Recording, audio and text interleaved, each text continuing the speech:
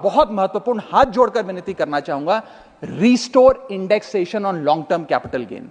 Ma'am, पूरे दुनिया में इन्वेस्टर्स को इन्वेस्टमेंट्स करने के लिए प्रमोट करने के लिए इंसेंटिवाइज किया जाता है। इस देश में इंडेक्सेशन हटाकर हम इन्वेस्टर क्लास को डिस इंसेंटिवाइज कर रहे हैं इन्वेस्ट करने के लिए। इंडेक्सेशन हटाना टैक्स लगाना नहीं है, इन्वेस्टर्स को पीनलाइज करने जैसा है।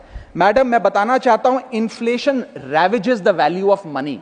पैसे को खा जाता है इन्फ्लेशन, इसीलिए हम कॉस्ट ऑफ एक्विजिशन को इंडेक्स कर कैपिटल गेन टैक्स की कैलकुलेशन करते हैं। और जो लोग खुश हैं आज कि कैपिटल गेन टैक्स को 20% से घटाकर 12.5 कर दिया है, उनके लिए मैं एक उदाहरण लाया हूं। इस उदाहरण के माध्यम से हम समझ जाएंगे कि कैसे इंडेक्सेशन हटाना इस देश के इन्वेस्टर को एक बहुत बड़ी उसकी जेब पे डाका डालने जैसा है। मैडम, फर्ज करिए कि 2001 में आपने 1 करोड़ रुपए का एक मकान खरीदा। वो मकान की दर 6% के हिसाब से बढ़ती गई उसकी वैल्यू, और आज वो मकान जो 1 करोड़ का आपने 2001 में खरीदा था, वो आज 4 करोड़ 17 लाख रुपए का हो गया।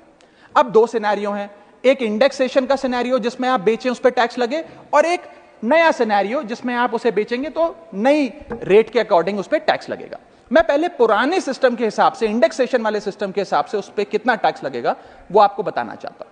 आज वो मकान जो आपने वर्ष 2001 में 1 करोड़ का खरीदा था, वो आप 4 करोड़ 17 लाख रुपए का बेचती हैं, तो आपकी सेल प्राइस 4 करोड़ 17 लाख, लेकिन आपकी purchase price, inflation adjusted indexed purchase price 1 crore नहीं, लगभग 3 करोड़ 60 लाख के आसपास आती है। यानी कि आपका sale price minus purchase price, जो प्रॉफिट ऑन सेल है, वो 54 लाख रुपए होता है।